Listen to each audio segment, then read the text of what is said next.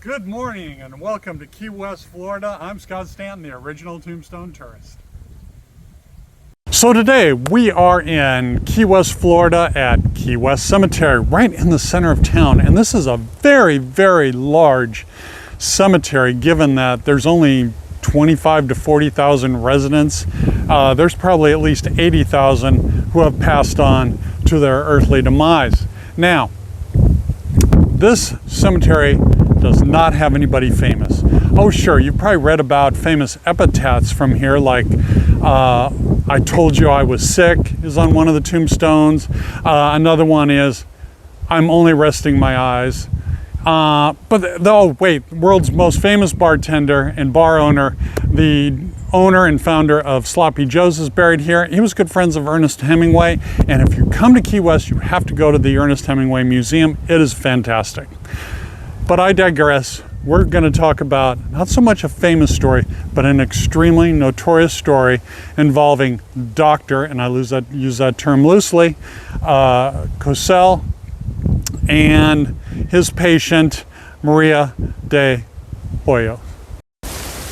Now in 1930, Elena came to the Key West Hospital and she was coughing up blood and she was in a bad state. Turns out she had a very aggressive form of tuberculosis and did not have long to live.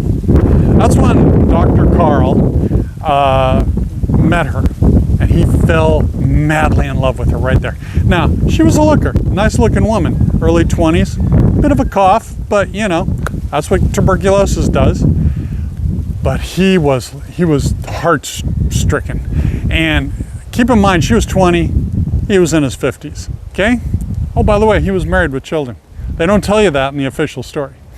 And he fell madly in love with her. Like, this was the woman of his dreams. Literally, he dreamt about this since a child.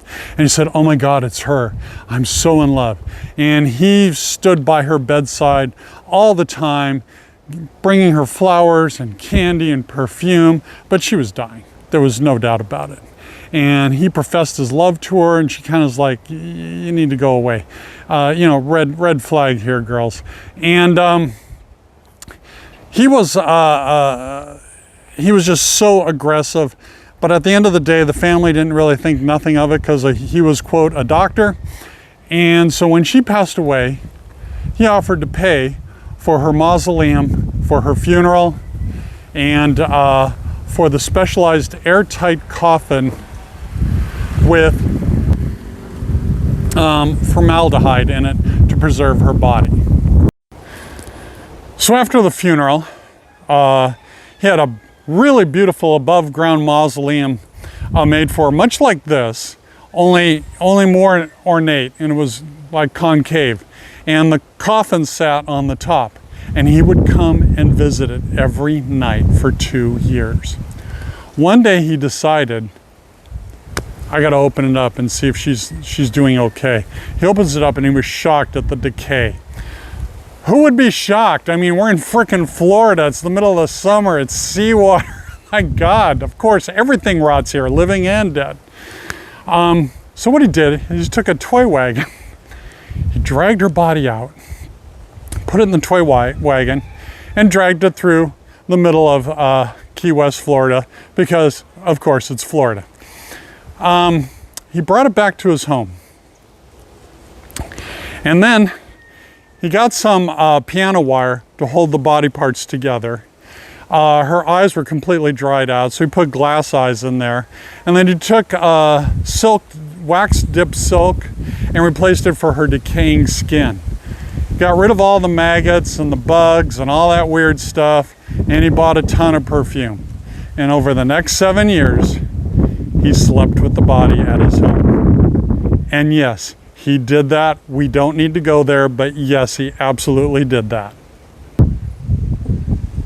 So there it is, 2 years later, the body's at his home, and Elena's sister and family are getting a little worried because they don't see flowers anymore. The grass is growing up. Something's not right. Also, and this was for 7 years, he slept with the body.